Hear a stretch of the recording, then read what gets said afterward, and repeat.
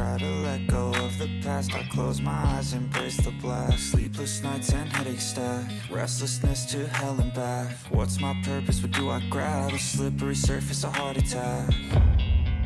And sometimes you just gotta believe there's something that'll give you relief. There's something that'll have what you need, what you need. We're broken, it's tragic, we're not all elastic, but maybe there's magic, believe you could have it. And I know of sadness, the anxious and panic, the infinite vastness of all that is blackness.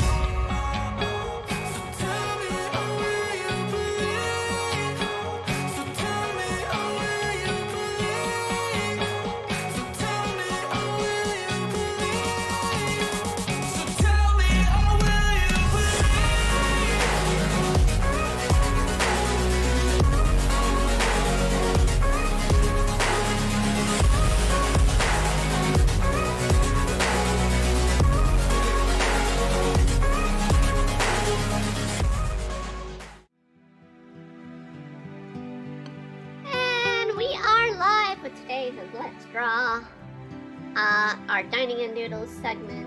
As always, we do this every Saturday, but they are by request, so this is a request brought into our DeviantArt, well actually through our Patreon, actually.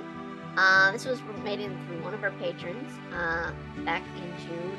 We're finally getting to their request, which is why I was pushed up a little bit. We missed it a bit. This is another one of the masking requests. I swear I've done this one before. I swear.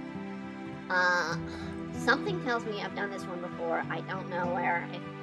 If you follow my work on DeviantArt and you find the one I did of this before, please let me know. Because I've done so many of these. It's racking my brain that it's like, oh, I think I've done this one before. I swear I've done this one before. I do. As always, we kind of do these requests.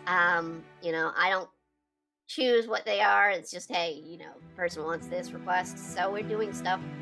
Occasionally it's a bit weird. We're doing the masking here today of, which is you kind of put on a bodysuit and makes you look like the other character. That, for those who don't know what masking is, I'm not a fan of it.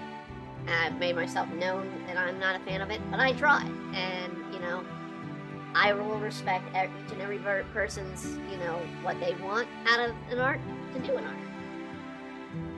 There are things that we are limited to do on our streams because, of course, we have content.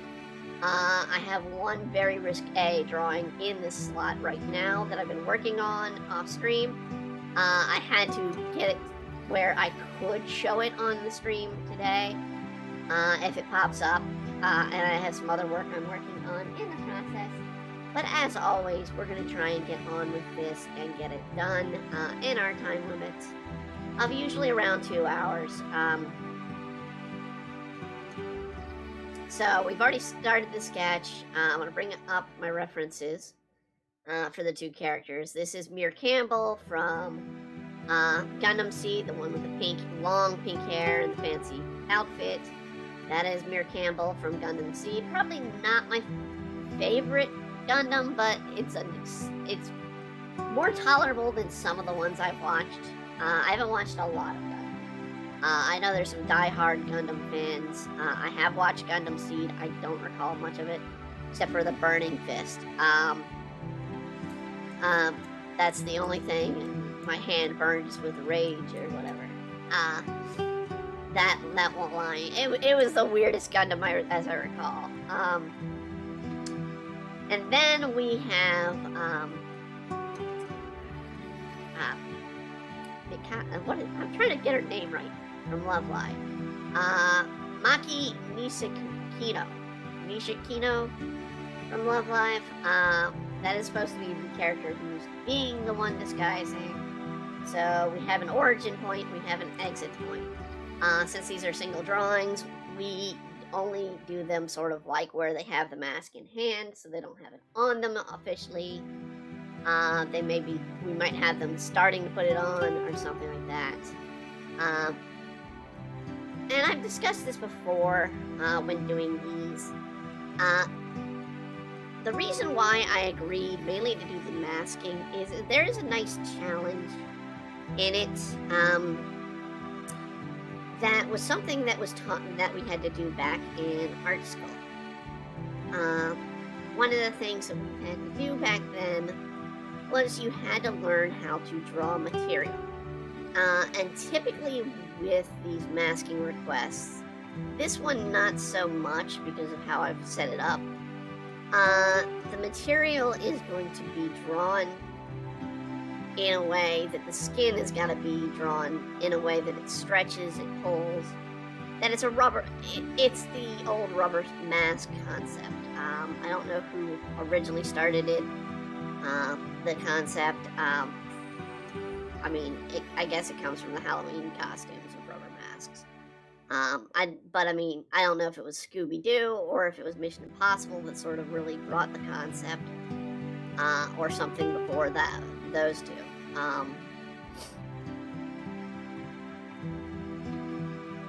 So, I mean, I tend to have fun with it now and then to do something silly. Today we're just doing kind of it's kind of just a serious one. If you look on, I have some of the ones that are more popular. There's a one that's called Our Gang, which is a Family Guy spoof comic that has Peter being Daphne from Scooby-Doo. And just jokes around from there. There's another one that's called Bender Commits ID Theft, which is Futurama as Bender disguising as Leela. And there's an alternate version of that, which is the way I feel that Bender would actually do it, because the request was to do Bender disguising as Leela. And I was like, well, here's how Bender actually would do it. And it would just be, he removed an eye and then put on the sort of a offshoot of Leela's outfit. And Fry would be dumb enough to believe it. You know? It helps to know the characters at times, to draw them, especially if I'm doing a comic. Like I'm doing a Kingdom Hearts one this weekend for our Patreon sponsors. So we'll be drawing that. We also did a Fairy Tale one, was released today. And that's part of a Fairy Tale series that's been ongoing for a couple of years now that we've been doing. That had a very Natsu moment as far as comedy occur today. So I welcome people to go and check those out. As far as other things that are going on, we are doing some art for other stuff. We do have, today, we did get our video out this week cleanly. I'm kind of surprised. It was debated on whether or not it would have copyright strikes. It did not. So you can go and check out the Sabuki Bisco review. It dropped literally at midnight. We got it done a little bit early, so we were able to drop it early. And it's probably, I hands down, we state, it is probably the best show of this season that people are not watching. Why they're not watching, I don't know. It is weird, it is fun, it is awesome. Everything that you would want in an anime. But more people are watching the cosplay one, which I cannot say is bad. I have not watched it. I intended to add it to the list for Lesser Look, but because it's so popular, we're not going to. So that is one title we will not be looking at as a regular Lesser Look entry. If people want us to look at it as an extended review, where I will look at the whole series, that would be fine. We are currently going to be doing Interspecies Reviewer this week, or this month, not this week. I haven't even started watching it. Well, I take it back. I started watching it before it got pulled from streaming. So, I mean, it is going to be one we're going to review this month. Don't know if we're gonna try and push to see if we can get Right Stuff to join in. They are, for those who don't know, Embrya Arts and Right Stuff have been a group together. I have been using them as an affiliate since almost since the company started. So back around 2000, we started as an affiliate with Right Stuff. So we've been part of Right Stuff affiliation for years, for almost 25 years now, almost as long as we've been a company.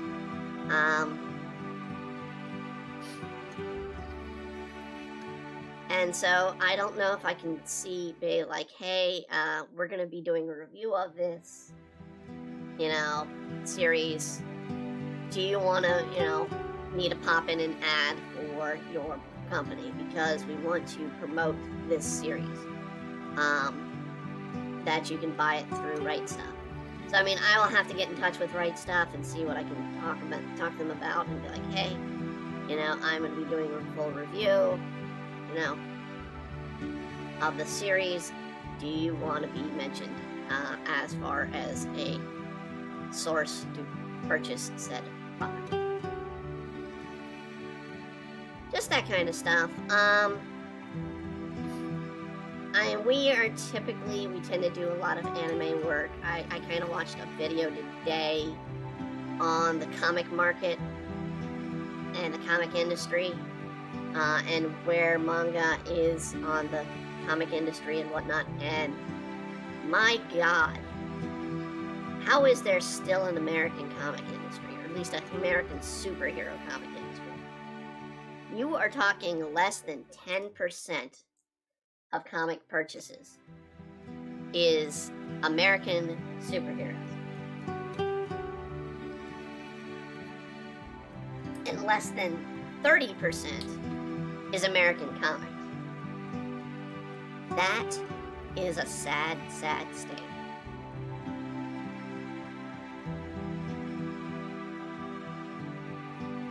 Most of the comic sales are manga, and as an avid manga fan for years, I am not surprised. I have supported manga all the way even back when it was nothing. I was supporting the comic shops that were carrying manga, and then bookstores started selling manga. And I was like, hey, yeah, I'm gonna go and buy the manga from you guys now, because I could buy it in bulk. And I haven't done it in a while, because I haven't really had much money for it, but I still am a Shonen Jump purchaser, so I do follow Shonen Jump. We do try to support the official streams as well. So we have Funimation, we have Crunchyroll. I know people will have issue with them as, hey, they screwed over money. But the thing is if I'm going to review and use them as a source, I have to make sure I'm properly using them and not going to a fan sub or a fan creation.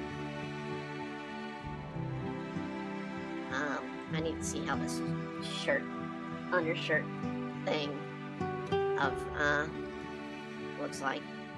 Okay, so this is one sort of almost bathing suit look here, but it goes here and then down. Gundam Seed and its weird outfits, I swear. That's the other thing I remember about Gundam Seed. The lead is put in a freaking rubberized suit with Doodle, like some sort of antenna on his shoulders.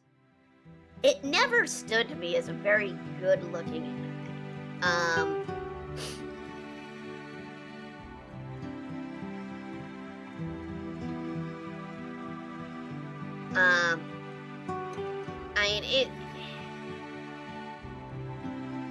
I can't say much because like I said, we reviewed Sabuki Bisco.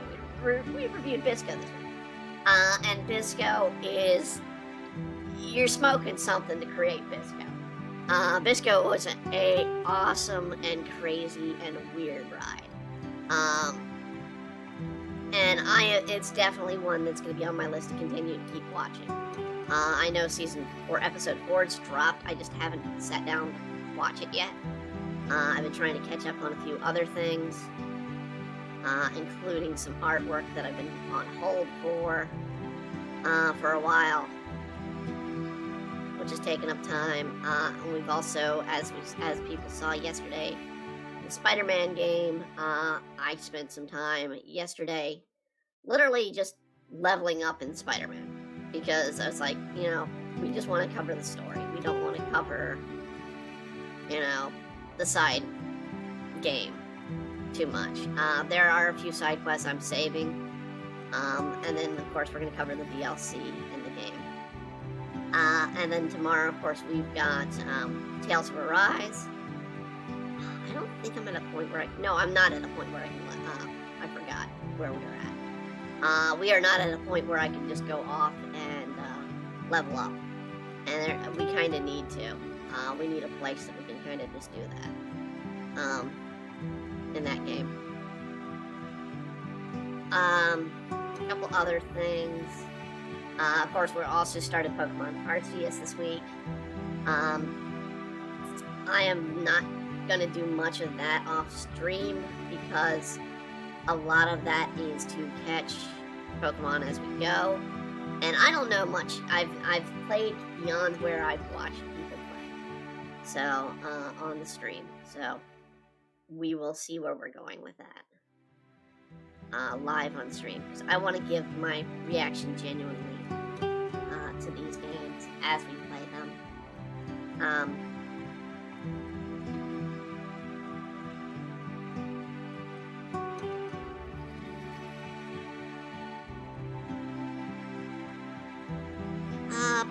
Arts-wise, like I said, we're going to be doing a Kingdom Hearts one that we've been kind of doing. It's a little bit of a masking/furry one. So if you're a furry fan, you might want to check it out. It's called Princess Pet Peril, Princess Pet Peril. This is actually the sequel, Princess Pet Peril 2, that we're working on. That's going to be dropping privately, hopefully tomorrow. Depends on how much I have to get drawn, and when I get up tomorrow to do the drawing.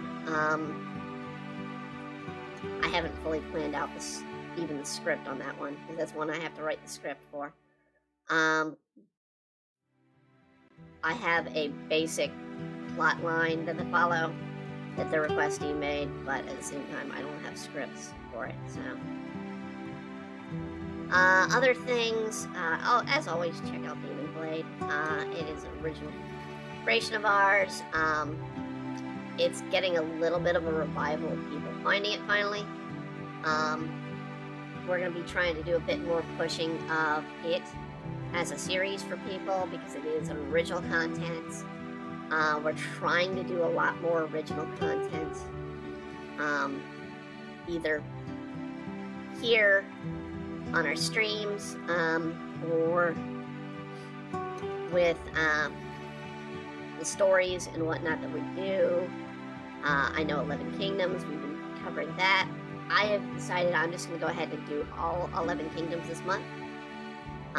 We're not going to do the whole book, but we're going to be each week during the month of February, we're going to just be doing the stories of 11 Kingdoms. So we're going to probably get to, let's see, we just did chapter 4. We will probably be getting to the actual horror of the game going on at that point. So I believe it's chapter 8 that it all goes down on.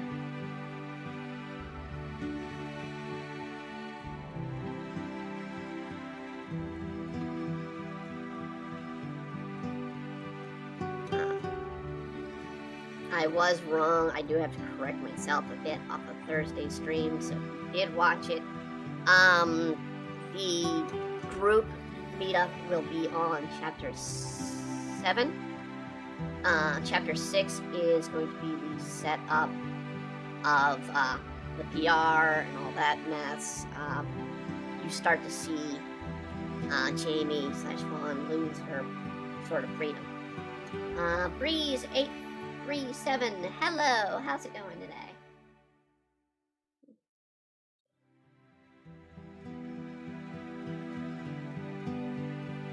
Thank you. Trying to fade that so I can see my own mark. I'm doing fine today. I mean, it's been a little bit of a cool, sort of wintry day around here, but it's not. It's, for a change, it's not been snow, which around here has been in the forecast all weekend for the last 5 or 6 weekends. Thank you.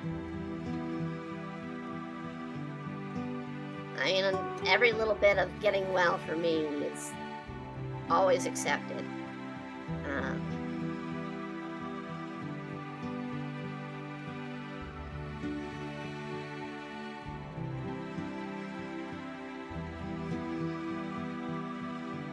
Alright, let's see here.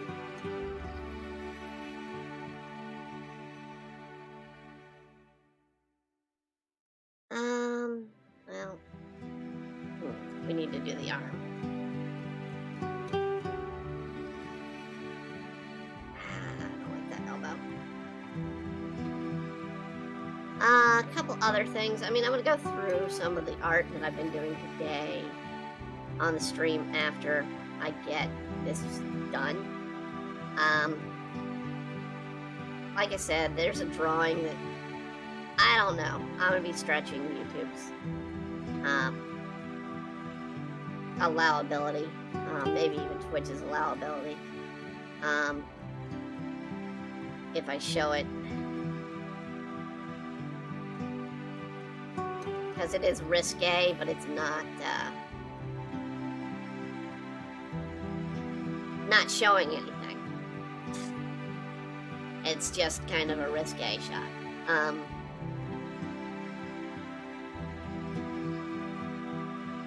But I mean, I one of the main things is I've been getting requests to do some new T-shirts. So that's one of the things we're gonna be doing. That I started working on today. There is the eye T-shirt that we've been hinting at what we were gonna do. So we're gonna have the eye T-shirt. I have another T-shirt that you're gonna kind of see as well. Let's see here. I'm just gonna do one of these curved lines here down. Because she's kind of got these straight bits here, and it'd be well, I could do a pen tool and a shift, but nope. We can do a pen tool shift, but I'm gonna do the line tool because it's gonna be a little bit faster. These are pants, and I was kind of amazed when I was looking at her. These are pants. It's not a skirt. Guess it's some sort of take on the. Actually, I already can tell I screwed up with something. It's a take on the sort of priestess wear pants. Let's do it this way, and I can fix it later. Okay. A take on the priestess sort of garb of Shinto priestess. I think it's called a hakaguma or something. I know I mispronounced it, but I'm trying to remember it off the top of my head. And I think it starts with an H. In the English language, at least.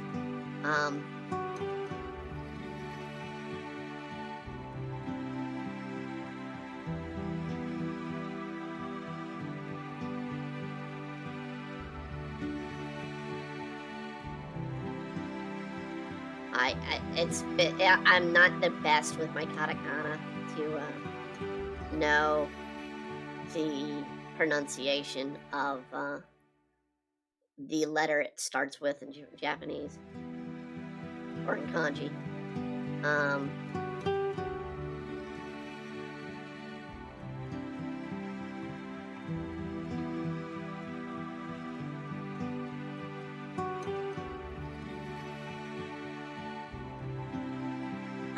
Let's see here. Trying to think of some other things. I haven't really selected the anime for next week's review. I think it's gonna be, what is it, Reel In? The Moe fishing anime. I think we're gonna go with that as being the anime review for next week.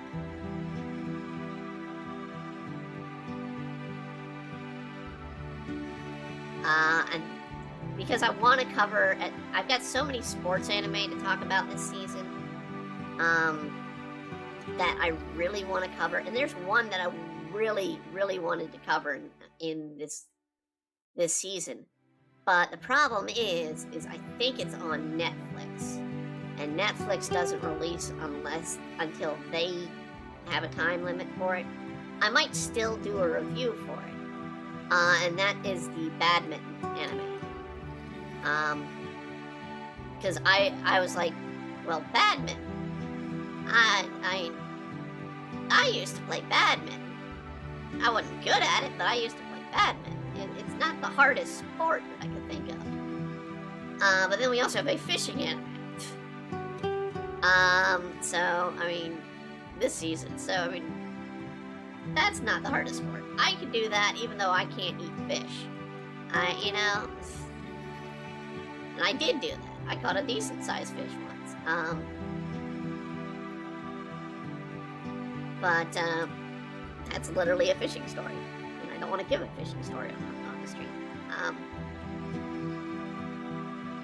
But I always want to see, and I think I mentioned this before, I want to see the competitive eating anime.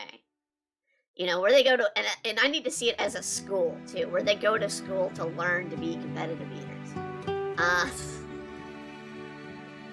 And how, you know, secret tricks to open your jaw, unhinge your jaw, or something like that. The snake trick. I wouldn't say the dodgeball, but somebody made the dodgeball anime. Just like somebody made an Uno version of anime joke. So, I mean, I want to see the competitive eating one. That I think would be absolutely hilarious to watch.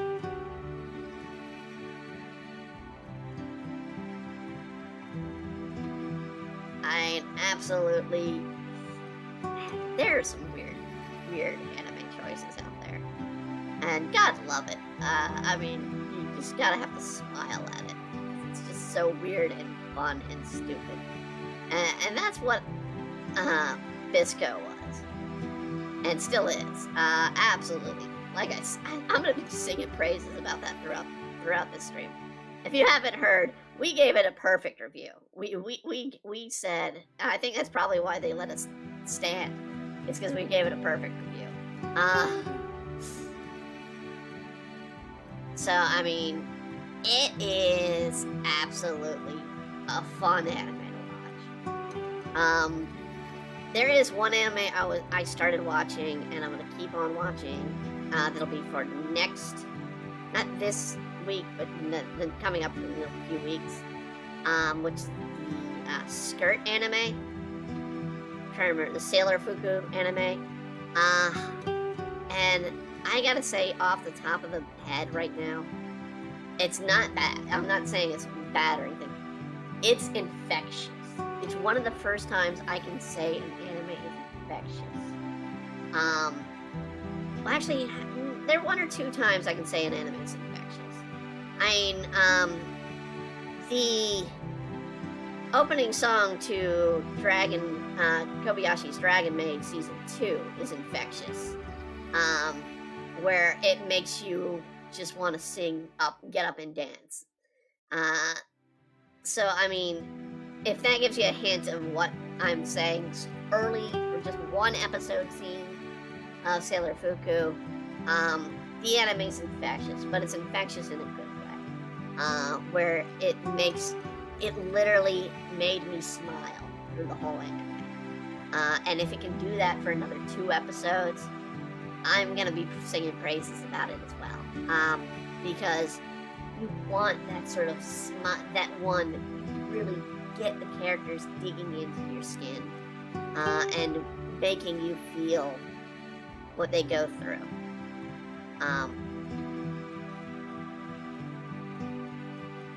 And I kind of get what that series is about from the first episode. It's about anxiety, which, if you haven't caught on with 11 Kingdoms is very much about anxiety.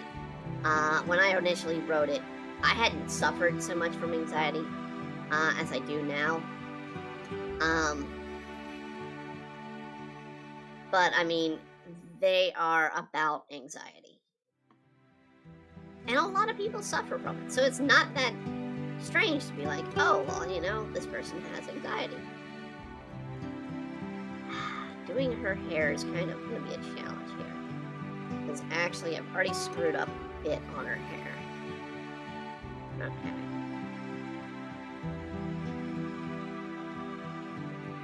Because she's supposed to have a large swoop this way.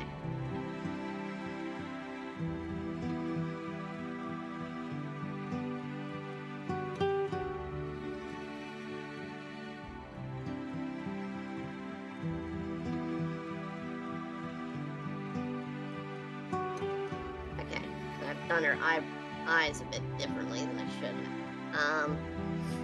Let's erase a bit of that. Go ahead and erase that.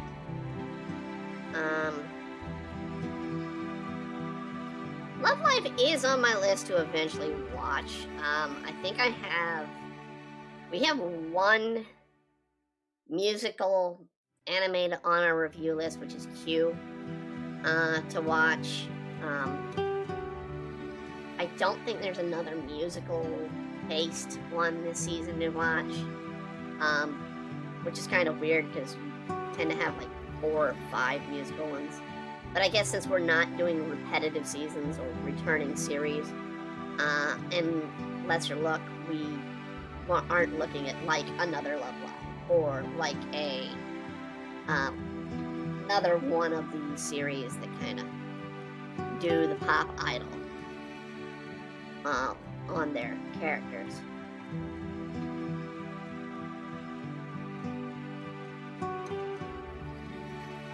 So it's on my list to watch eventually. Unfortunately, this on top of the anime that I've got listed, the 12 anime that we're going through this season. I have Honey and Clover seasons 1 and 2 that we're going to be doing on the anime show that we do as a group. So that if you caught us doing, we did Count of Monte Cristo earlier this month. Literally this past week. And we are going to be doing Honey and Clover for February and March.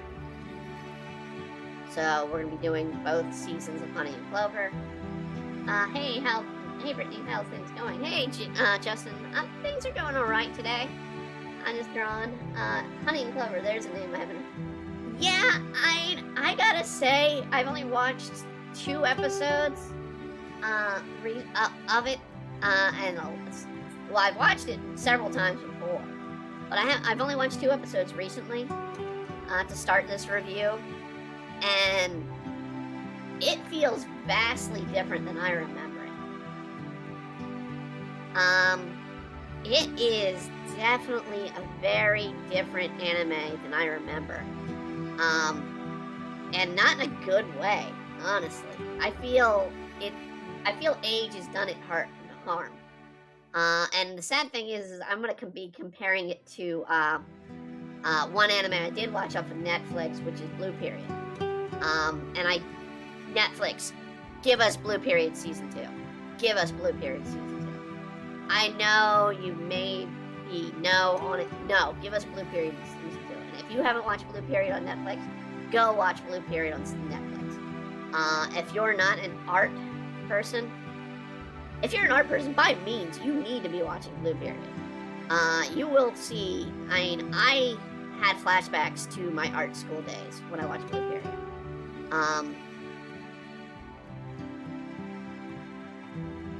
And I'm going to be probably getting into reading that manga if they don't do a season 2. Honey and Clover is very similar.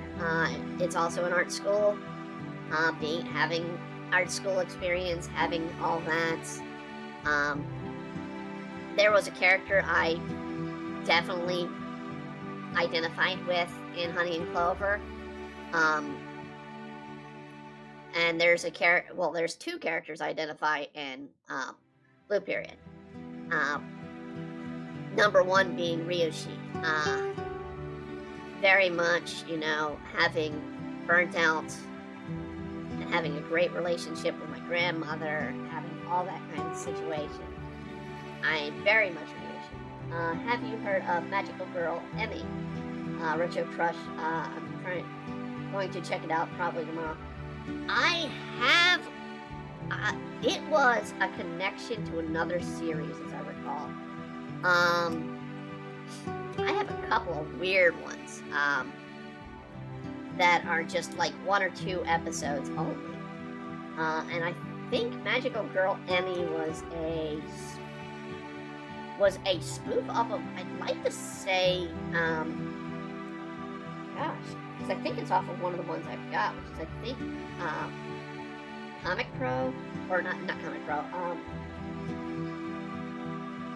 I'm trying to lean back to the back of my books. I don't even see it at the moment. Oh, there it is. Comic Party. I think it was a sequel to Comic Party. I could be wrong. There's not that many magical girl shows out there. This season, the only one that's come out this season is another season of Precure, which I'm not going to diss Precure because Precure is popular. I've not watched Precure. I know Netflix has most of Precure in their title or lineup, so I'm pretty sure this one's going to be as well. It's sort of the more modern version of Sailor Moon, even though you can watch Sailor Moon Crystal, and it's whatnot. I feel that hair is so freaking exaggerated.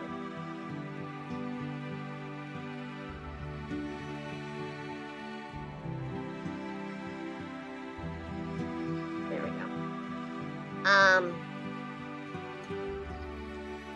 Yeah, I think Magical Girl Emmy was a spoof of Comic Party. I could be wrong. I know there was a girl named Emmy in Comic Party. I did not like her. She was the annoying one. I didn't like Comic Party too much anyway. I did like the idea that they had to get a doujin out for Comic Mech, which is a doujin. If you don't know, it's Japan's big doujin sort of convention. They do it twice a year, in the winter and the summer. They just had it, I think, like 2 weeks ago, 2 or 3 weeks ago. Maybe they have it before Christmas. I could be wrong. But yeah, I mean, it's where you get your doujins and whatnot. And there's a lot of anime that people go out to that what I remember of Comic Party that is memorable to me is it has a lot of the breakdown of how to make a comic, which was pretty good. Ironically, I have not watched or read what is it? The Shonen Jump one, I want to say Baku.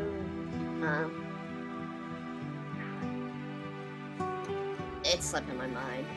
The Shonen Jump one about making manga. I have not watched or read that. It's on my list, but I've never gotten to it.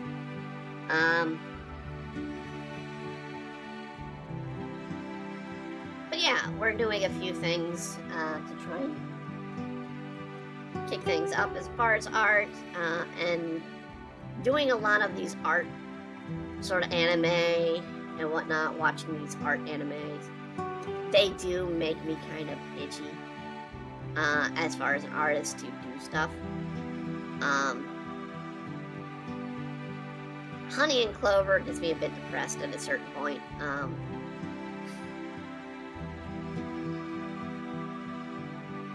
Mainly because, yeah, I identified not as a lead female,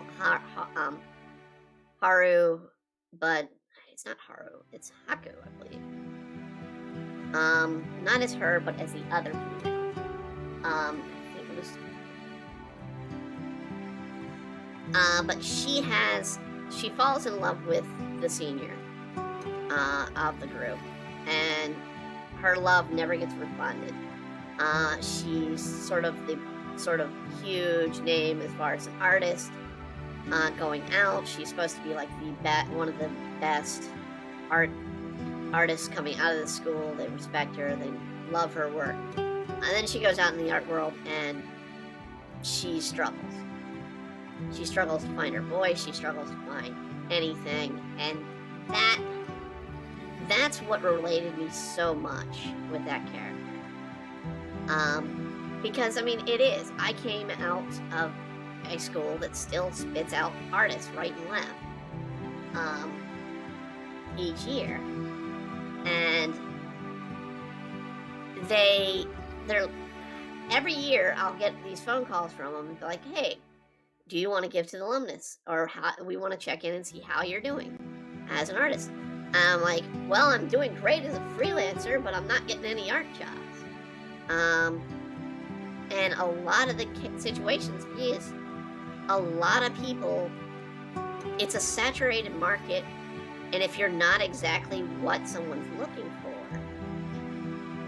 you're going to have difficulties.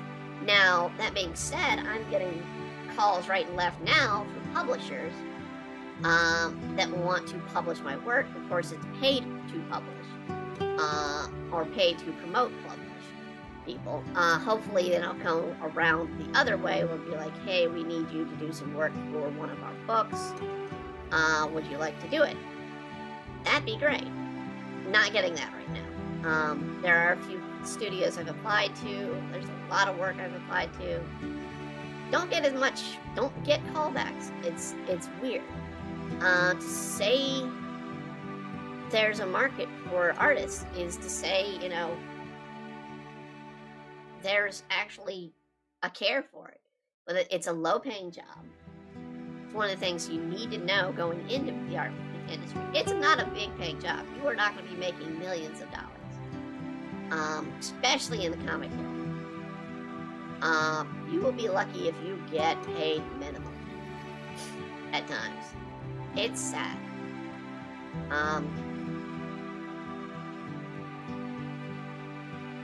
If you do your own original work, which is what I do, you might get better pay, but you have struggled getting noticed.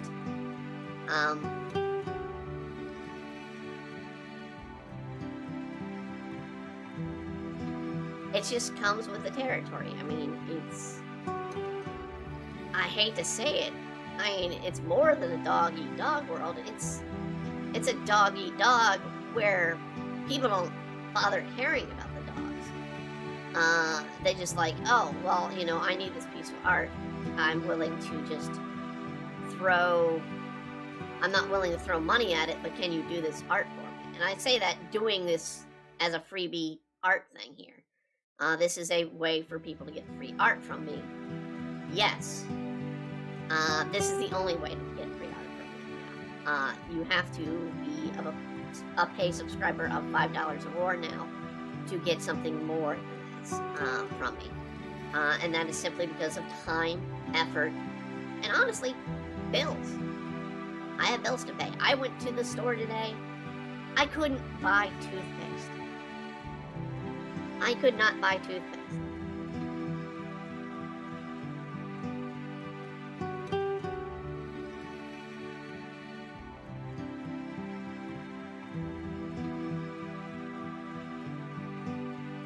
think that's what's hard about the original work. People always want to read about comics like they know. Yeah, I mean, that's the other thing. I had two long conversations with this group this week on my own work. And they're like, well, did you know you're trending in this demographic? And I'm like, well, I've been trending in that demographic for years. You're telling me something I kind of know. And they're like, oh, well, you've increased, 75%. You're in the top, 60 of this market. And I was like, well, that's nice. Can you turn that into profit? That's the catch.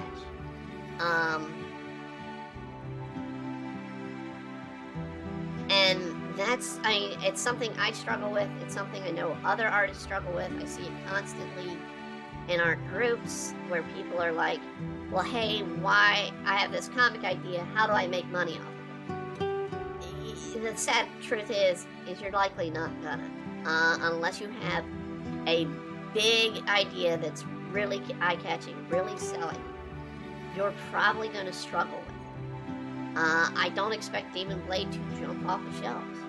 I'm getting ready to release the #1 book, or re-release the #1 book. You can technically buy the original series from 2013. That #1 book is still on Amazon, but we're going to be trying to do a print version available through Amazon for Demon Blade #1, which will include issues 1 through 6. I'm trying to get that out in the next month or two. But the thing is I'm gonna put it on there, and it's likely gonna get 4, maybe 5 sales from the beginning, and that's it. The Amazon does not promote books unless they are huge marketers. And as the guy pointed out to me, Amazon these days don't even care for what initially made them, which is books. And the sad thing is if you were on Comixology, you are now on Amazon. You are now competing immensely on Amazon with a much larger market now, because Comixology does not exist anymore. It's all Amazon. To say, oh, well, I'll go and try and do a print market. Well, now you're competing with Diamond and other groups to get market shelf space. You've got to have something that really shines. And that's one of the catches. You can have all the fandom you want to sell a few books. You can have a GoFundMe or Kickstarter, which I don't have much faith in either of them right now. And it builds some books. But what you need is an audience.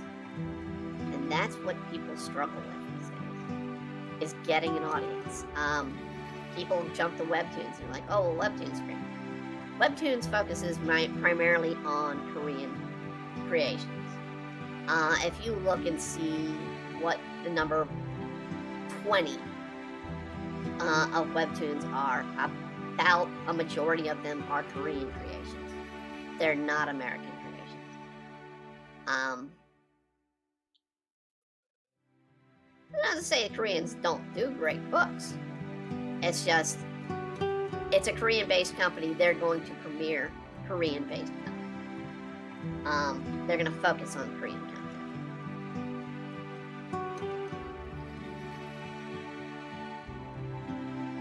If they can make some more money off of an American group, hey, more power to them.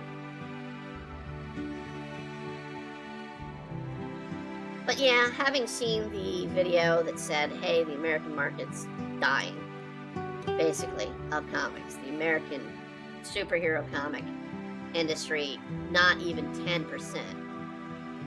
That, even with the Marvel movies out there, that says the American comic book, the concept of Superman, the concept of Batman, is dead. it is not a profitable market.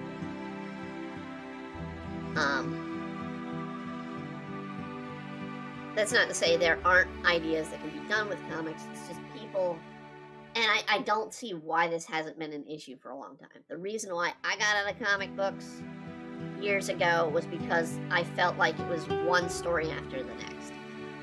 That it was the pinnacle or penultimate version of the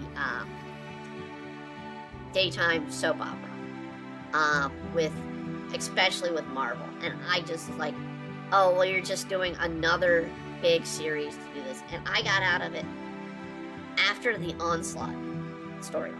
I had very little hope for the Onslaught story. I liked it a little bit, but once it ended, it was kind of like, okay, I don't see this going on further. I dropped out. And that was right before the X-Men movies.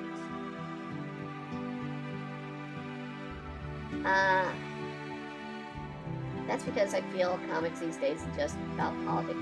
A lot of it is. It's bad editors, bad creators that are choosing to make it all about politics, not thinking about story, which is why manga does a lot better. Because a lot of it is you focus on story. When I do Demon Blade, first thing I wanted to do with Demon Blade, and one of the things that keep drawing people in, is the story. You've got to focus on the story that you're creating. Demon Blade, when I was working on it, started working on it, I was like, well, let me write a story of several chapters, know an end point and a start point, end point. One thing I like about manga, they say they want to get in the Dragon Ball, just start with the first, another thing, just start with the first issue. And that's the thing, that's one of the things the video talked about, was if you go and pick up the Civil War comic book series, so if you pick up the Marvel Civil War graphic novel, it is nothing like Marvel Civil War, the movie. Nothing like it. Far better plot, in my opinion. Great plot that I did miss out on. The Civil War was after I dropped out.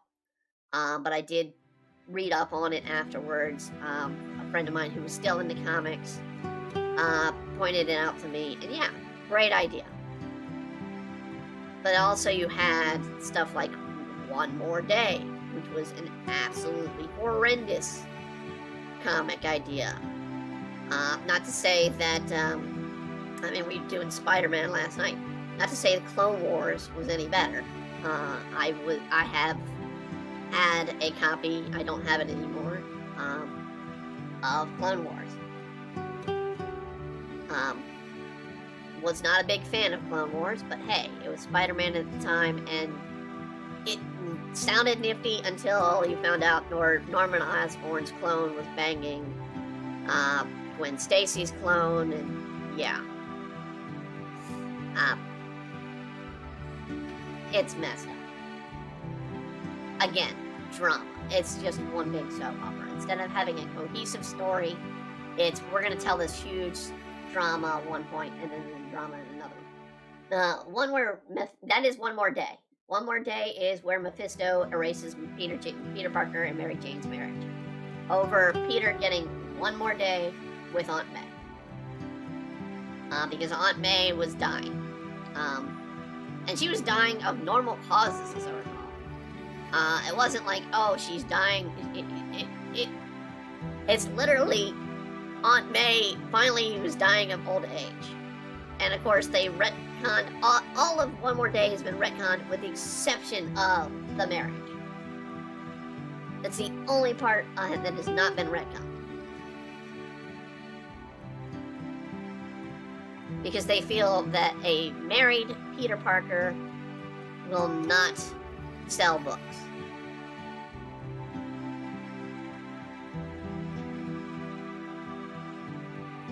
And given the way that they write comics these days, I really would not want to see a married Peter Parker and Mary Jane. Not that I pick up the comics anymore anyways. They're just way too dull to me, way too boring. I tried to pick up a Spider-Gwen a few years back. Literally, I think 2 years ago. Tried to read it, I was like, where's the story? It was literally Spider-Gwen 1. I was like, where's the story? She's playing in a band with Mary Jane, and yeah. Not even telling us how she got her powers so much. Just says she's, Peter's dead in her version of the world. The end. And I was like, I paid $5 for this. That's the other thing. $5 for like a 20, or not even a 20, a 16-page book. Ladies and gentlemen, $5. That is ridiculous. A manga artist does a freaking 16-page comic in a week, and a comic artist does it in 2 months.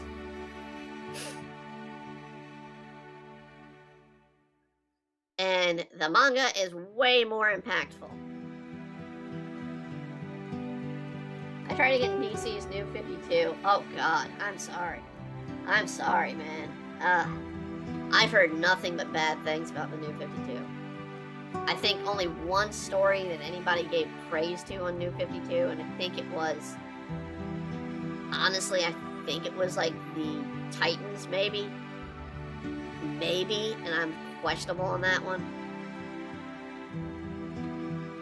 Oh, I gotta do gloves, dang it. I didn't realize she's got gloves on. Okay, so she's got gloves. So we're gonna do gloves.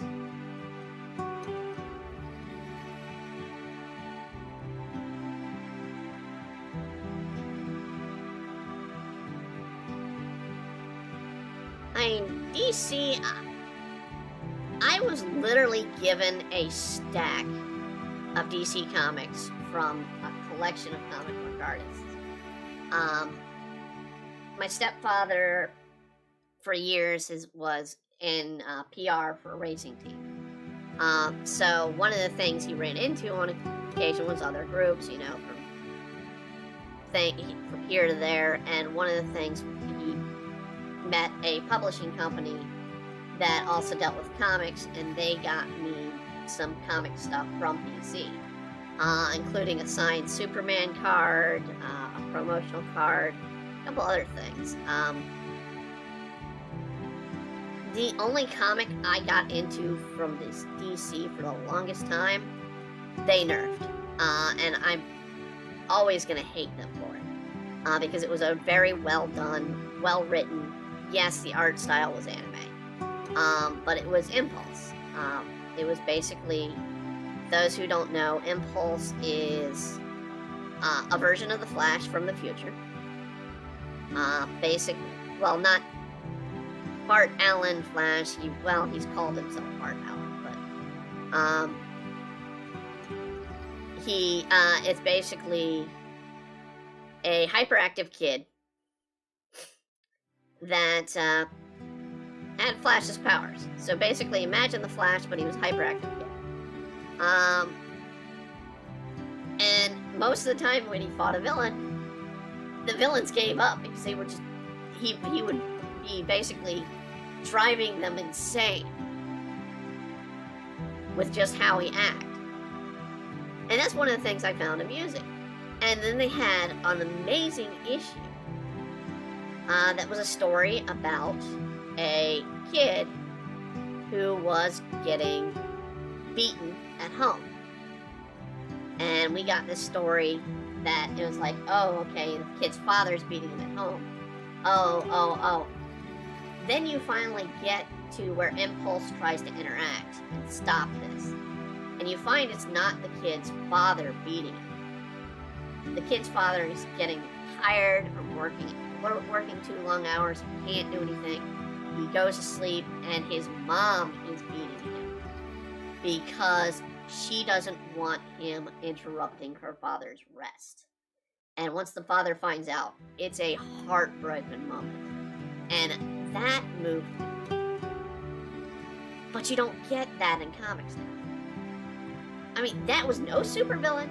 It was a parent and child.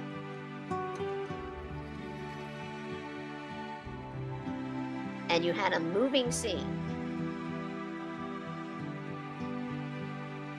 But at the same time, you won't get that anymore.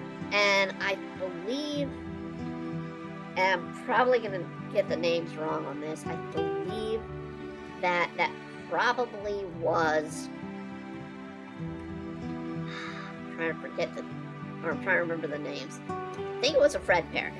Oh no, it wasn't Fred Perry. Who does Impasse these days? Their original comic Impasse.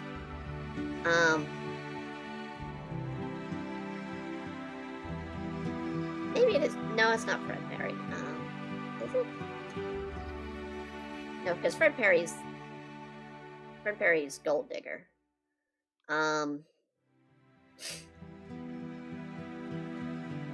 Needless to say, beautiful work at the time, and still beautiful work. From them. I do follow them on DeviantArt, but I haven't seen much from them lately. I don't know what they've been up to.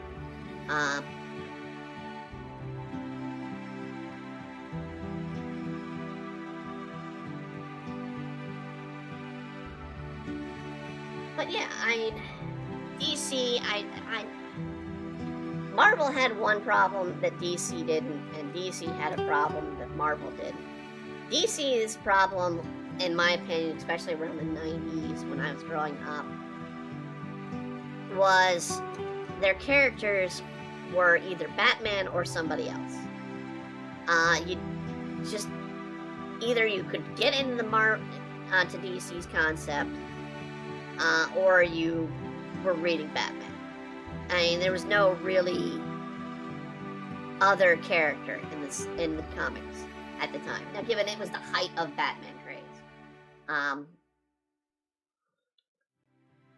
So, I mean, I can't diss it, but I think there was like 12 Batman books at one time during that time. I mean, monthly. 12 Batman books a month. I mean, it's also the height of X-Men, so I can't say much there. And I was, of course, into the X-Men. My problem with Marvel is they do, and they still to this day will do it. They do it in their movies, and they do it in their TV shows. And I called it out actually in the Spider-Man game. They have something that I like to call Marvel science, which is you combine sciencey words together to make something sound sciencey.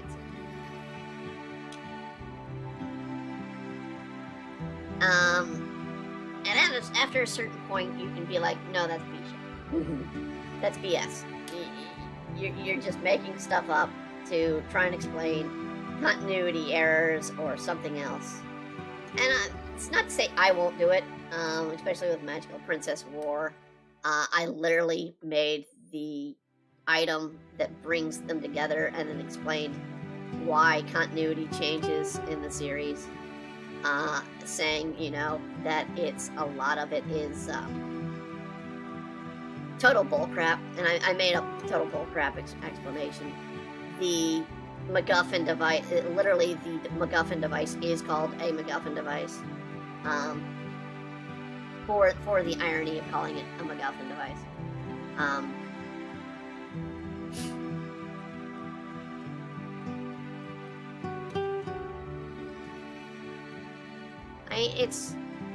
You just have fun with it. I mean, that's the other thing. I could appreciate modern comic industry work if they had fun with it. But I don't feel they have fun with it. I feel too much of it is, well, I want to show you how it should be. Or I want to tell you what is right. It doesn't let you think. It makes you feel like you're thinking. And that's one of the sort of regrettable sense of American comics, is they don't make you think. I can read a manga and it'll make me think. But I can read a comic book and I just feel like I wasted time. And for me to say that as a artist who has the notation of being a comic artist, yeah, that's not a good thing. You want to have something that you can make you think. Either make you think of, well, hey, the philosophy of this, or hey, what would be cool here? I mean, a good idea of manga making people think. I'll go to One Piece. I usually will drop some information about One Piece here and there. And I'm going to go ahead and say spoilers for anybody with One Piece if you're watching the anime. If you're reading the manga and are caught up to, hold on. One thing I've added to my universe and sets of superheroes. It takes place in the 40s, 50s. I just want to give my hand at drawing Golden Age superheroes. Exactly. I mean, Golden Age superheroes, hey, putting a timeline on characters, that's a good way to, differentiate things. Differentiate things. Sorry, got a bit of a nose issue. But yeah, just to do a bit of change is timeline. Or setting. But, yeah. So, I mean, in One Piece, right now, literally not this past issue, but the issue before, there was a scene, where they're like, well, this one devil fruit. So if you don't know, devil fruits are the great power of the series. It's how the main character has his powers and whatnot. The government's saying this one devil fruit was renamed to be erased from history. And at the same time, they're showing the elephant Zunisha. Oda's showing us this elephant, and it's giving you that hint. Maybe it's the elephant. Or maybe it's just Oda effing with us. Trying to make us think maybe it's the elephant. We don't know much about that. And it's the concept that you'd turn around, put the manga down, and go, maybe it's this, maybe it's that, maybe something, and it drives you in. So, I mean, that's what makes One Piece so good, is it can drive you into the story and force you to sort of think back and be like, maybe that's something. Now, I think One Piece, sadly, is going to lose a lot of luster once we know what One Piece is.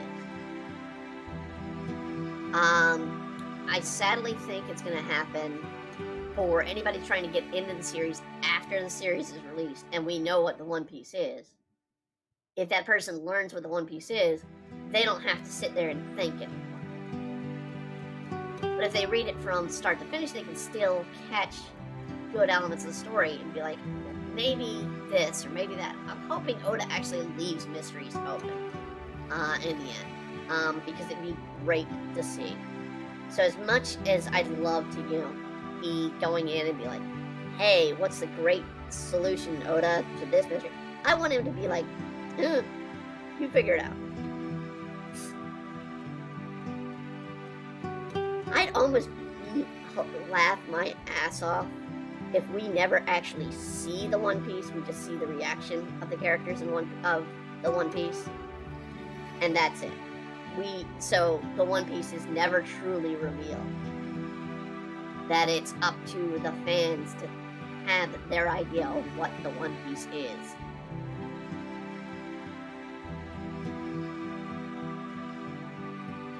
And see, that draws you in. Comics don't do that.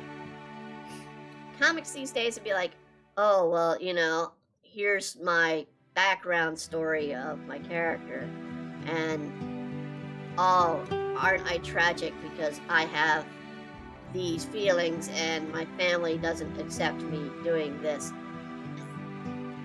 One of the things I wanted to do with Demon Blade that's different, Tetsu's family accepts him. Tetsu being trans, the family accepts it. Well, some of the family doesn't. The grandfather doesn't accept it. But as you later see, he's more accepting than he puts on. But I want the family not to be the, oh, we're gonna hate what our child is. No.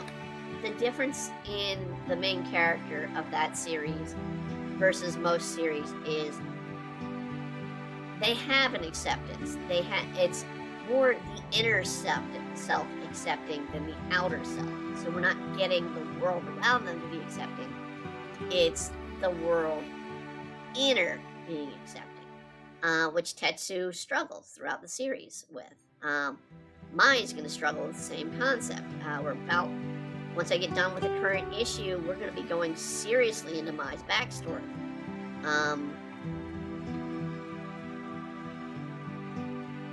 The current issue, literally the last few pages, I could tell people did not like the flashback of Ino and her father, because they were like, oh, well, here's this total asshole that is Ino's father.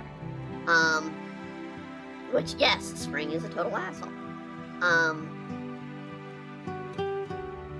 But I mean, the fact of the matter is people turned around and are liking the newest page. Why? Because it shows that Ino herself is learning to accept herself, learning to accept what she is and what power she holds. And that's an overarching theme throughout Demon Blade. So when I write it, when I create it, I want to make sure the characters have something that they accept of them.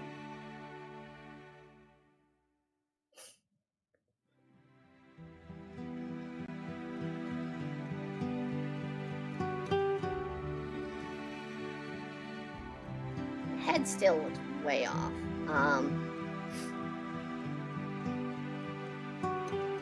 I do not want...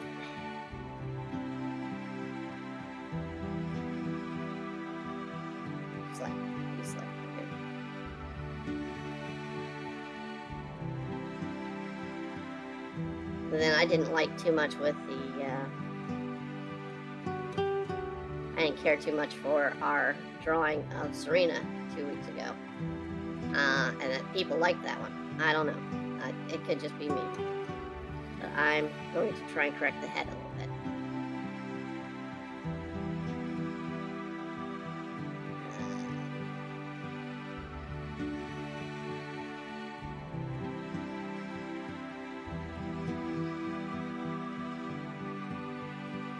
Again, I swear I've done this drawing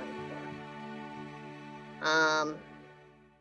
Or these two characters masking before. And if you follow my work and you know I've done this before, please show me. Please show me. Otherwise, I feel like I'm going senile.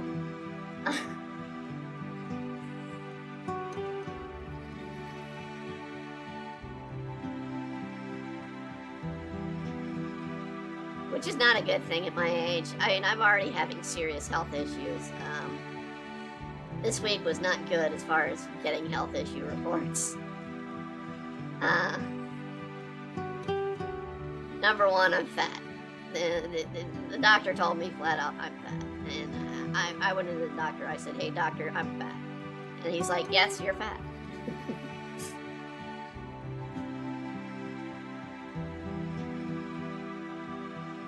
So, I mean, yeah. And the key thing is, hey, if you're overweight, you like it, and it's good for you. For me, it's becoming a lot of health issues. It's compiling health issues that are genetic, and it's not good. But I also didn't want to be fat. I dropped weight before, I'm going to have to drop weight again.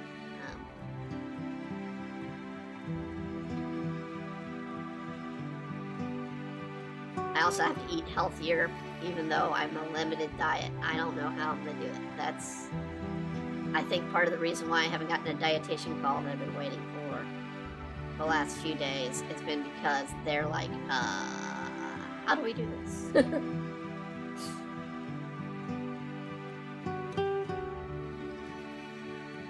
I'm literally doing a bedroom scene for background today. One of the things I wanted to do is an interior scene. Most of the time we do an exterior scene. I want to do an interior scene, so I'm going to just do a quick interior bedroom here for this week's interior work. So we're kind of just doing a molding here for separate the floor from the wall. And then from there, because I'm not going to show, it's not going to show behind it, I'm going to just do a bedpost here. We're going to just do light one, and I'll probably fade this so you guys can see this a bit better.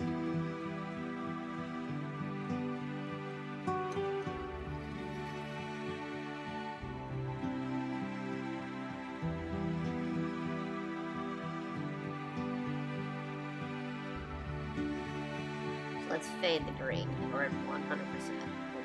Okay. You guys can start to see the lines that are forming here. You can see the molding that I've been putting in here. Let's do a circle. Let's do sort of a knob on the top. 1 and 5. Okay, good. Well, nope, that's too thin. Good lord, that's too thin. Let's make that thicker. Oh no, it's in pink. That's why I'm not seeing it. No, it should still be thicker. Okay, let's go to 10. Why is it? Oh, I see why. I see why. Brush shapes differently. No? No? What the hell? Oh, I'm on a different layer. Shoot, that's why. What was my layer on?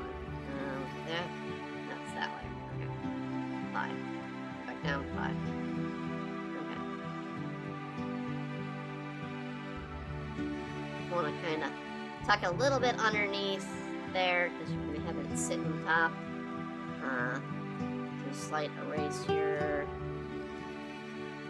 of the circle.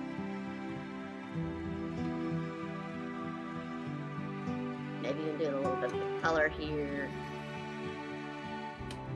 Tool pen, there we go. Cleans it up. Then because we have it sort of facing out, why I didn't do the bedpost past the sort of molding is because I'm going to be doing the bed out a bit. I'm using my own bed out of my head for reference. And actually, I'm going to do this on its layer above it. So we'll do sort of bedding here.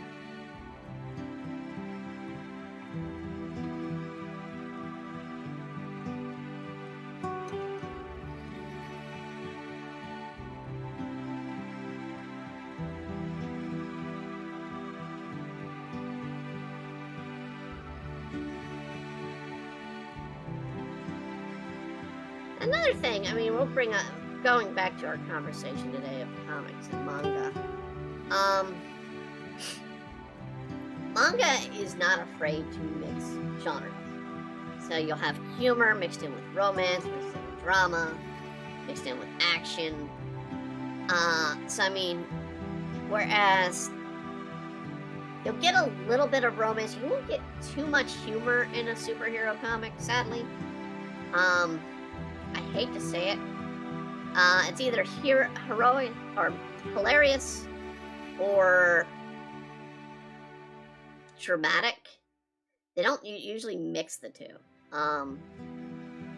If they do, it's probably a better version or a better comic than most things. But these days, I mean, it's pretty much going to be just political or drama. Not so much humor, I hate to say. Yes, my bed sheets are black. I have black satin sheets. Get over it. I grew up in the goth period. But I am not goth.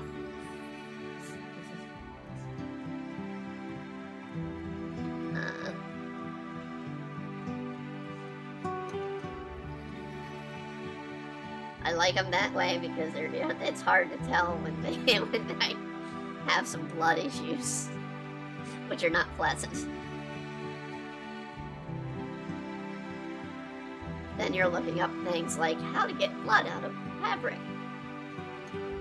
And then you get on an FBI monitoring list for some reason because, hey, you can't be bleeding without the mask. When setting up in a comic, do you ever find it hard to set up the initial first chapter? Yes, absolutely. One of the things I want to do is I want to understand the characters a lot when I do it. So, I mean, we had a comic that I was working on for Webtoons that's not coming out now. It's on hold. I'll probably come back to it in the future. That I was working on this past October. You may have seen me talk about it, may have seen me do some sci-fi work with it. It's on hold for main reason of I don't have the time to do it, but I had to think up of the initial setting. So, when coming up, it struggled with something that in my mind, I was like, I wanted to tell sort of the story of a royal out of place. I wanted to do that kind of fish out of water story that I was not. I kind of have in Demon Blade when I go with the characters of Mai or Ino when they're doing something that is strictly not something their usual lives that they deal with. I will sometimes have fish out of water concepts there, but I didn't have one where I really focused on a fish out of water story. That's sort of what that series was going to be, a fish out of water story. And like I said, I might come back to it if I have some time in the future.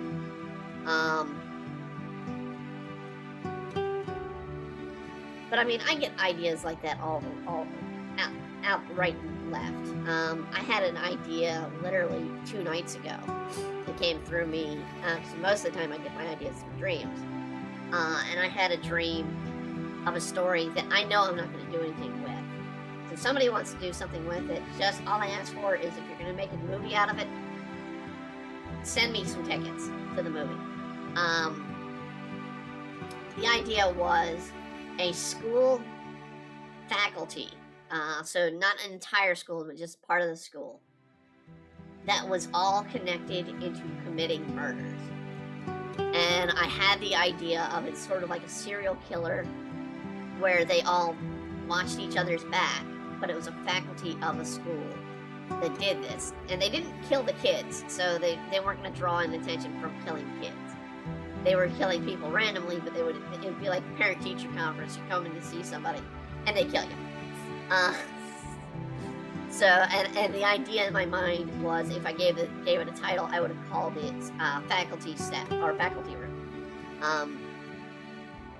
And it was just a weird concept. I was like, okay, there's something I would have done. The setting as school, typical high school, maybe middle school, maybe in an elementary school.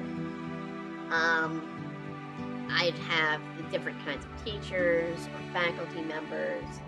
I believe the principal was involved as one of the killers, and that concept. It's just, you develop, you go from there and you're like, okay, these are the pinpoints. So when creating Demon Blade, I knew I wanted to have a main character, which was Tetsu, and I wanted to have a demon. And initially, Demon Blade was supposed to be a horror, and Mai was supposed to be the villain.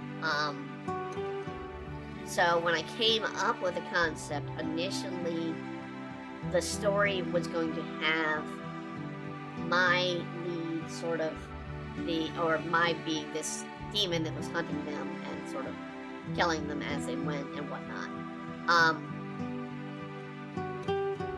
The idea changed and progressed more and more over the years.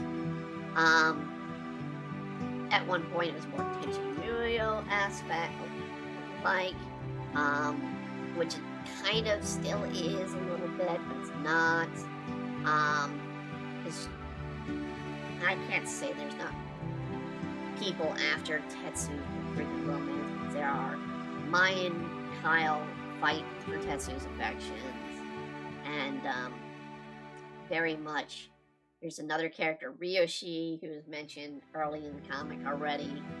And there's also a fiance out there, which we've hinted at. That Tetsu's family set him up with a fiance unknowingly to him, and technically unknowingly to his parents. His grandparents know about it, but they've not let the information drop.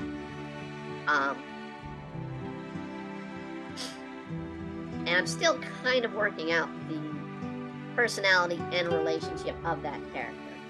I know the fiance exists. I know they're supposed to be of a motor company, which is an odd-connect combination for a chicken ranch farm collection. But I wanted, when I was creating the Yushis, especially in this version of the comic, but also in the last version of the comic, one of the things I looked into in the area that the story takes place, which is Shiroi, which involves the Ainu culture. But one of the things I wanted to see is, how does this family make money? And one of the ways they've made money, and the way they make money in the comic these days, is they are a chicken ranch. And why a chicken ranch? Well, that area, basically, those farms in that area produce all the chickens, or at least 90% of the chickens, for all of Japan. And we're talking handful of farms. So the Yushi family is in charge and owns that farm property, or owns those farms. And so Tetsu's in line to get an inheritance. I think I've estimated it of 6 or 7 million. Not much, because I also note that most of their chickens are used for bouillon, for particularly cup of soup. So they're getting like pennies on the dollar. But the concept with that is, I went ahead and was like, okay, well, they have chicken farm. They have more chicken farms involved, or they're involved more chicken farms in the area. Because that's where, using the real area, I kind of spiral out on there. And build this background of this entire family.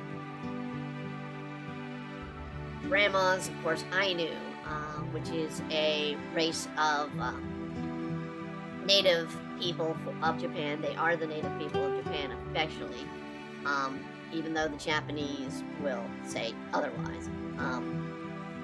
The Japanese are mostly Japanese descent is mostly from China.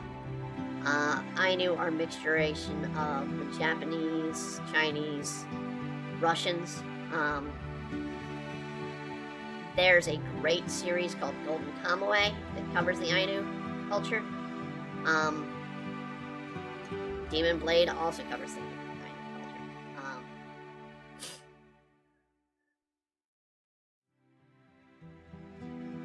But I mean, it's little elements like that you use to just create your characters and build your story around. So in doing that, having that sort of Native American, native land sort of treatment that Ainu have, I'm able to build up the backstory of the Demon Blade and be like, okay, well, this particular blade is said to be locked until the hands of the native people of the land are found, and Tetsu is of descendants of Ainu, so therefore native people of the land. Now, does that make Demon Blade a Chosen One story?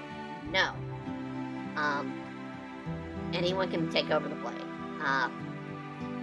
In fact, very much the fight that's going to be occurring in the comic as we go into the next few stories, anyone can take the blade. That is what it was initially the reason for the creation of the blade, is this was to be the quote-unquote weapon to take down the Tokugawa family, which was and still technically is, well, no, not anymore. They're not. They were the big honchos of Japan. They were the emperors, or quote unquote emperors. Well, no, I guess they were all. They still are the emperors of Japan.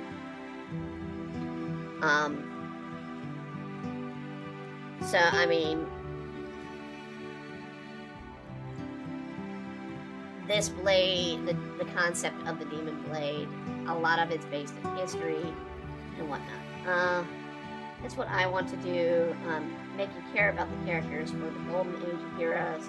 I want this to be something that would make it entertaining. Would be sort of like making my own MCU. I mean, everybody wants to make their own MCU. I'm glad you want to do that. I don't want to make an MCU.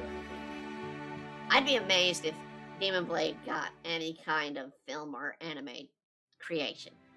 Not that the idea hasn't passed my mind to pitch it. I don't have the agency to sort of pitch it. And by agency, I mean actual agency. I don't have an agent right now to pitch anything. Hey, if an agent is watching this, call me. Text me. I'd love to get some representation.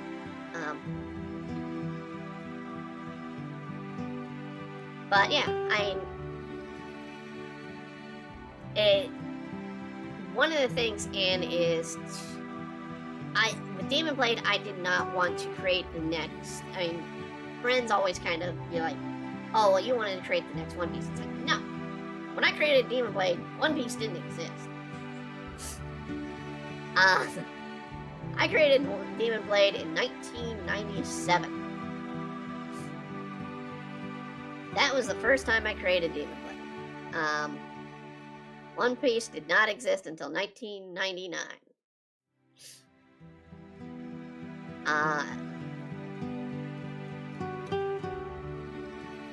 Yeah, I mean, that's fine. I mean, absolutely, you want to build up your characters. That's the key. You want to build a personality alike for the characters. So, I mean, fleshing them out and making them more human. Not just saying, oh, I mean, I can say, honestly, Tetsu's trans. And I have some, connection being trans. But I don't want that to be Tetsu's identity. So if I were to go out there, I mean, I will say, the list that Demon Blade is running higher and higher on, it's the GLBT books and manga.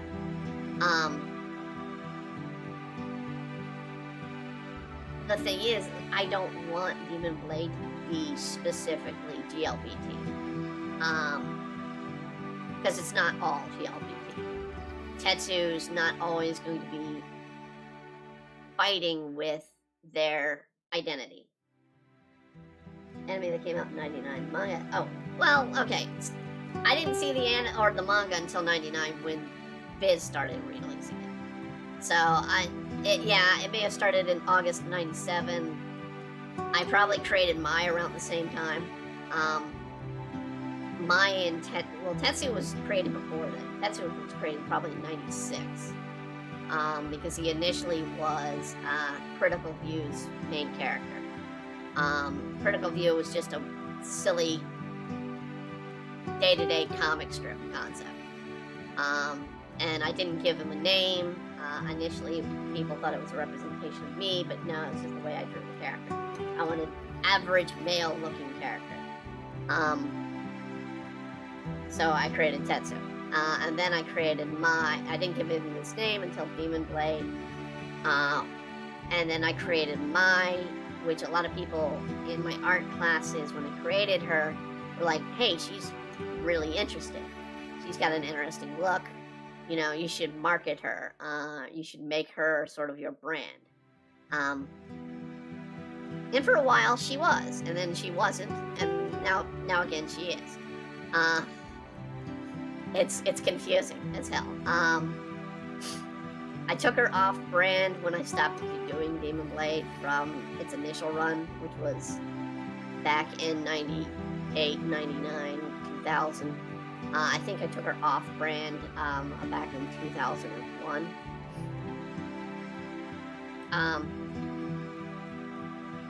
And then she's back. She came back on being brand in 2013. And it's been brand since. But I mean, the same can be said with I. We're making I very much the internet face. So we have I right here, chatting along with everybody.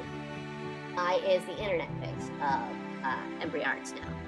She is, well, I can't say she, because I is genderless, technically.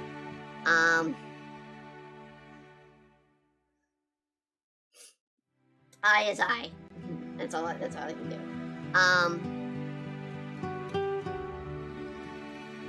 But yeah, I mean, Demon Blade, honestly, I mean, characters, they develop slowly. I know one of the first drawings I have of Mai was and I probably could find it if I looked it up. It was a joke I did in art class. I was reading, Discovering Comics at the time, or The Making of Comics, or whichever, one of the books from Scott Cloud. Or not. Excuse me. But it had just come out. They hadn't started teaching it at college yet. They started teaching it at VCU once I suggested it, because of how it was a book that actually delved into art as a process, not just comics as a process, but art as a process. Great book. If you haven't read it, give it a read. It's a quick read. It's a graphic novel, but it's a graphic novel on art and as a whole.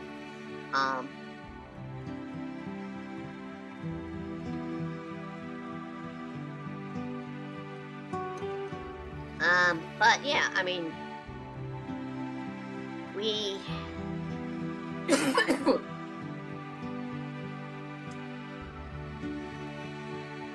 trying to get back to. Let me get some water here. When coming up with Demon Blade, I came up with it piece by piece. I know I wanted to tell very much the story at the time, and I didn't know what I'd do with the story from there. Come 2012, 2013 is when I started coming up with the story a bit more in depth. And the transition of Tetsu came up in 2014. I knew I was going to have, in fact, I already had Tetsu switching genders as Tetra back and forth at that point, but I didn't know how it played as Tetsu as a character.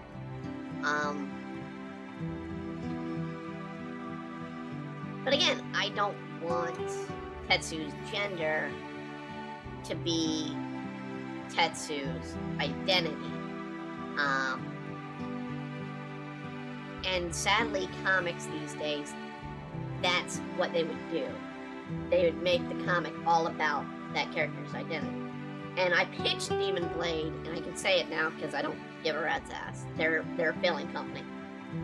I pitched Demon Blade to Oni Press. And Oni Press sent back, and I stand by it, how rude this was sent back. They sent back somebody laughing and chuckling at the concept of someone having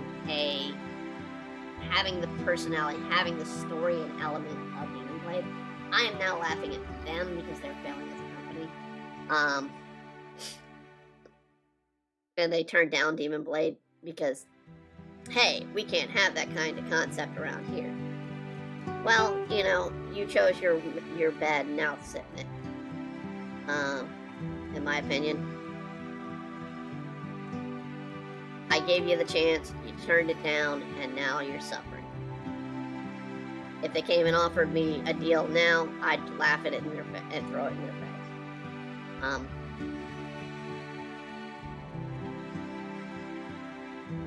I would absolutely not go work a deal with them anymore. There's another one that came out this week. Action. What's it? Action. Is it Action Addict? Action Comic? What is it? It's not Action Comic. Action Comics is DC. It's the one that does in Miraculous Ladybug. I feel sorry for the creators. They're suing the company, and they're probably gonna get nothing out of the company. That they're suing, because it's likely going to come down to litigation. The company is going to probably go for Chapter 11, and in the end, the creators sold their rights to a company that has screwed them over. One of the main things with Demon Blade, I do not want to sell the rights.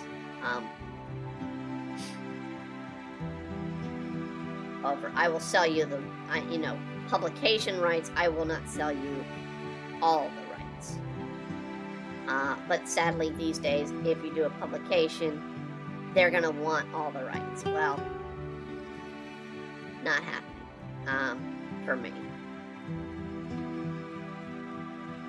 I feel that all you can tell me about a trans person is they are trans. Not very interested. Exactly. So, I mean, I try to create more of a personality with my characters. I don't want just a gender. I want a story. Which is why, if you're reading Demon Blade, you think the, what do I call him? Legless Man. If you think Legless Man is involved with trans, if you think Legless Man is raped Tetsu, you are wrong. You are on the wrong edge. It is completely different. Not to say he isn't a bad guy. He is one of the baddest guys in the series. But, you're going in the wrong direction. That is not right. It is not that thing. Tetsu is a virgin. Kyle is a virgin.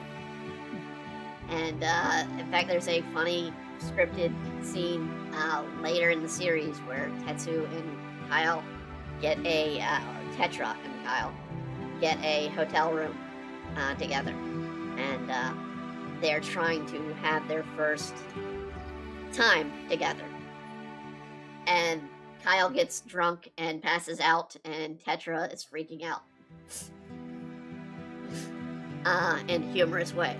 So, I mean, it's stuff like that.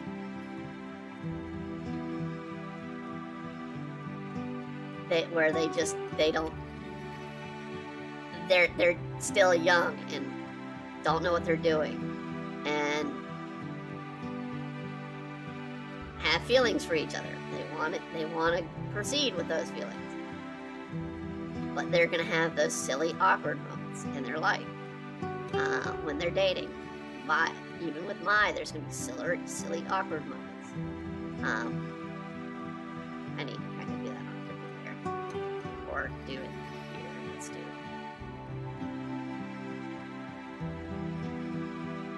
Writing romance, if you're not making writing romance is a goofy, messed up thing, like it is in life, you're not writing romance. And I can say that even though I'm a single person. Romance is a bunch of stupid people getting together in a silly way and falling in love.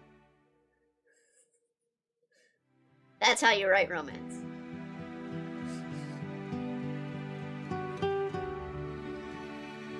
Now, it may have some heated moments there. I mean, I'm not objectifying that you can't have heated and dramatic moments in a romance. But if you're not writing a silly romance between characters, then you're not writing a romance.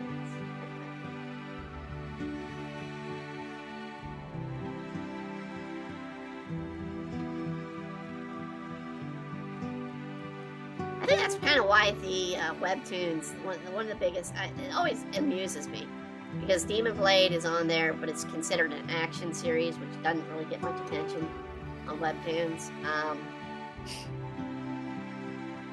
but almost all of the top ones on webtoons is romance. Well, you know, in my opinion, if they're not being comedic with the romance, then it may not have as much heart, in my opinion, because you're gonna be awkward, you're gonna be silly. Everyone is a goofball in their life. Everyone's gonna be silly and stupid in their romantic adventures. The best way to write romance is just the way a real man romance is born. Let it happen naturally. Exactly. I mean, with Demon Blade, we have sort of that sort of young, sort of love at first sight, sort of met with Tetsu and Kyle, but at the same time, they don't. Demon Lord Raichu VT. Hi, how's it going? When I write them and their past romance, it was always, they were too stuttering, they couldn't hold on too well. It's going very well. Good. How am I? I'm doing alright today. I just got a little bit of a cough, but I'm fine. But yeah, we do, in the story with Demon Blade, the two of them are so sparse and they had such a hard time talking to each other, and goofing around, that when the accident occurred in issue 5, that we saw, they still didn't know each other's name. Oh, well, she knew Kyle's name. Tetra knew Kyle's name. But Kyle didn't know Tetra was Tetsu. One and the same. And he didn't know who Tetsu was. And in issue 6, he kind of finds out. Now he has a little bit of amnesia. He's going to find out again in issue 13. And then it's going to be awkward romance between the two of them from that point on.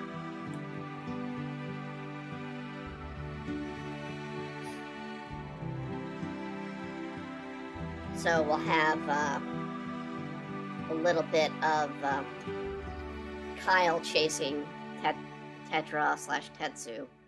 In fact, I have a wonderful scene in chapter 15 that has literally Kyle babysitting some kid for some extra dough, losing that kid while he's trying to flirt with Tetra.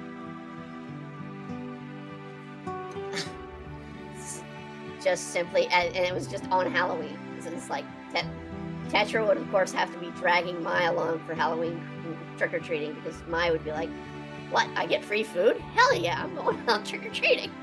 Like, you're way too old for it. I don't care, I'm going trick-or-treating. I'll look young, damn it. Mai thinks with her stomach. That is a definite. That's kind of always Mai's sort of, what would my gut tell me to just do randomly and frequently, and that's how I write Mai. So Mai doesn't think, she acts. And Tetsu's a very thinkful character. So when I write Tetsu, I have to think out and be meticulous about, what would Tetsu think, what would Tetsu do in this scene. And Mai is just like, what the hell would come first to mind? Okay, that's what Mai will do.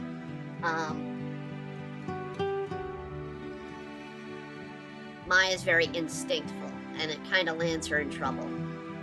And much of her backstory that we're going to be getting into will show that, because we'll actually see Mai in 300 years ago, and how she was when she first met the samurai Yoku.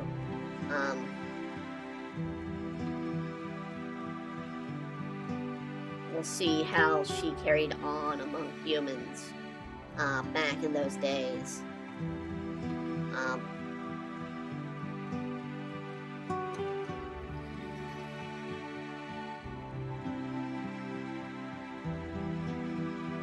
We'll even get back his backstory of Yoku, which in the previous comics I did not give. I just gave Yoku as his overarching villain that keeps popping in and out.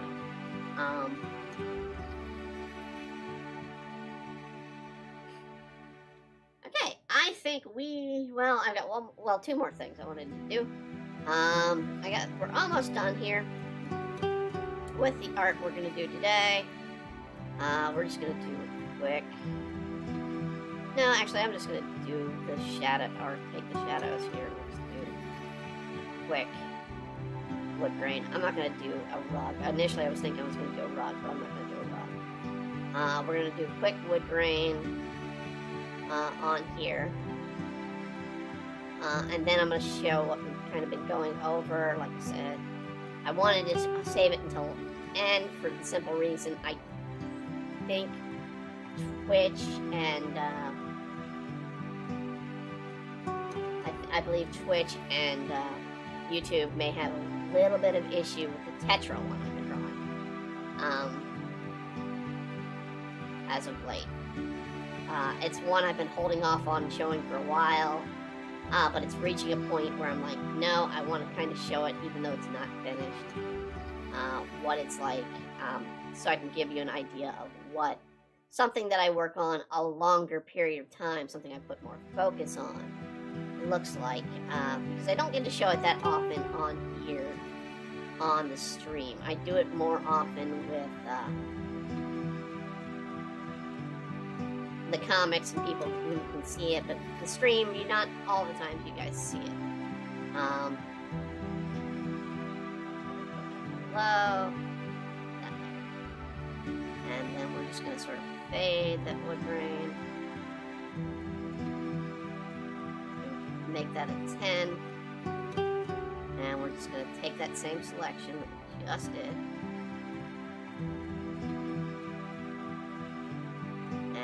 Let's take that. Well, yeah, we want to do those pin cords. Wait, hold on. I know it's not showing. Alright, there we go.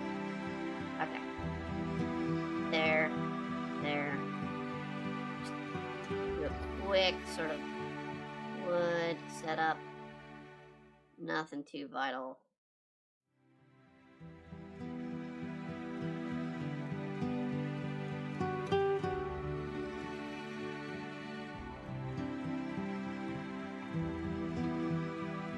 Will I do more risque art and whatnot? On streams, I can't, because we do have to meet streaming rights. But if you want something more risque, want something more done, and you want it done as an art, I can call out Justin here a bit, who's Cooking Dojo. He does a lot of commissions with me. Absolutely. Put in a commission, I'll be happy to do it. I do have a couple I need to work on. Patreons sometimes can also get more risque. I do get occasionally people like, no, I don't want it to be risque. I want to keep it like that. We have had nudity. I won't draw a sex scene.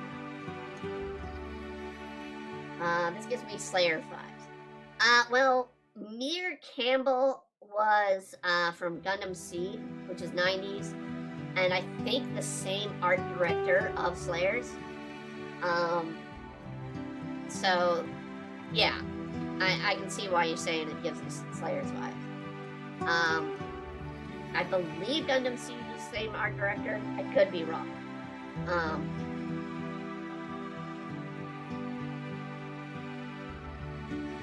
So that was who was requested. So we have our two characters doing the masking scene. We have our little art that people have requested. So we're going to go ahead and save this. And I, of course, as always, post this later off stream. Here's the risque scene I was talking about. You can see, yes, it's risque. Because I'm covering up the backside, I can kind of show it. Yep. I'm also streaming to YouTube. This is also streamed to YouTube. Here's the eye shirt that we're working on. I promised that we were working on one. We're working on an eye shirt. So this is the current design. We're going with eye. Yeah, it's touch and go. Like I said, that may be a little too risque. The only benefit is I could say it is art and there's nothing actually seen, but it's risque. That's why I saved it to the end. And then I have a shirt that someone asked for me to design a frog eating a pixie. So we're going to be doing that shirt as well. The Tetra is maybe a shirt. I have to get appropriate people to come out with it.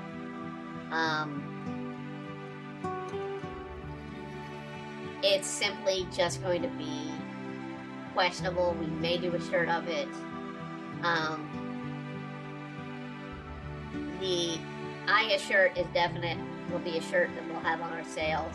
And same with this frog shirt when we get it done. These have been things that I've literally been putting together in the last 2 hours before the stream. With the exception of the Tetra has been worked on for the last few weeks, on and off, as something I've been putting together. And as always, of course, I have Demon Blade. I have Patreon comics that we do each week. Actually, let me pull up, because we had, that one's safe for work. I can definitely pull up this past week's comic that just released publicly.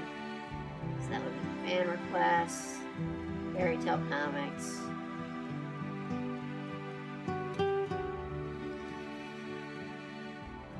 So this was our comic, of course, that we released publicly earlier today.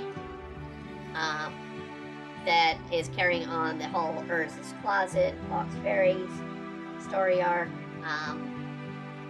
That has Natsu disguising himself as Urza, Happy disguising himself as Lucy, Juvia disguising herself as Lucy, and Lucy disguising herself as Grey, currently. And they're all at a stupid costume event, and Natsu's made their grand entrance as the mighty dragon Urza.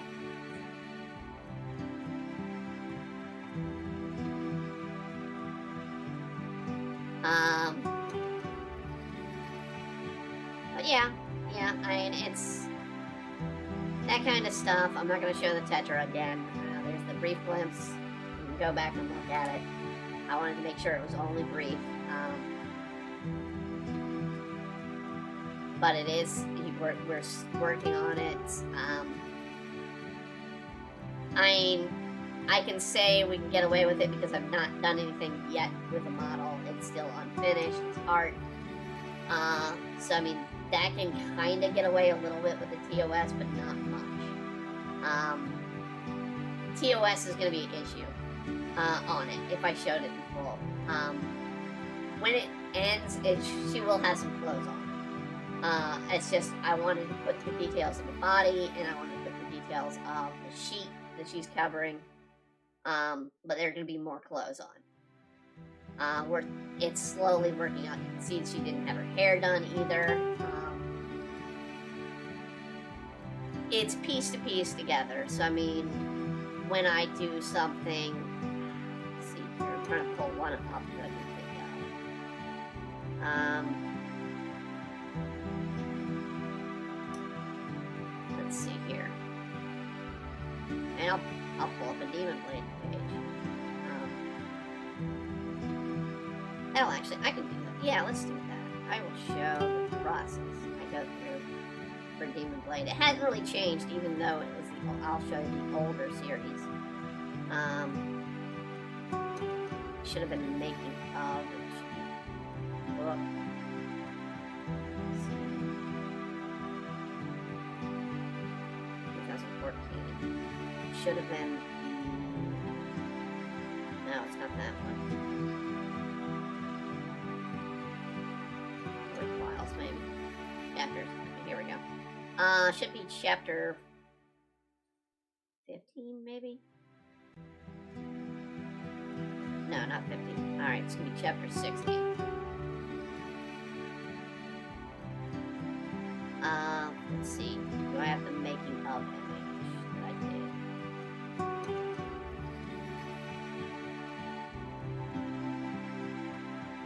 me know. Maybe in old art, miscellaneous art.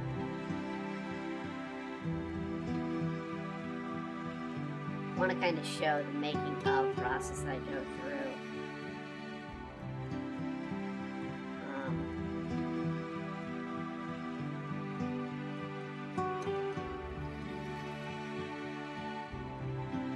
Making of. Here we go. Well, I mean, this is an idea of it. It's an older version.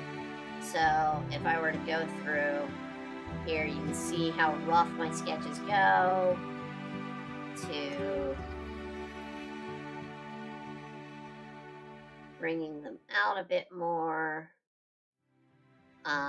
This was back when I did color lines.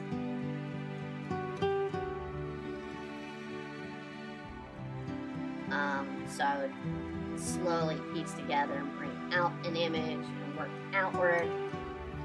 But I mean, if I'm working on a character, it's always going to have sort of, I mean, these characters, oh, there it is again. These characters, if I go back to how this drawing even started, pull it back. So, I mean, there's essentially the same concept. We're just coloring it in as we go. So that's the difference with the terms of service.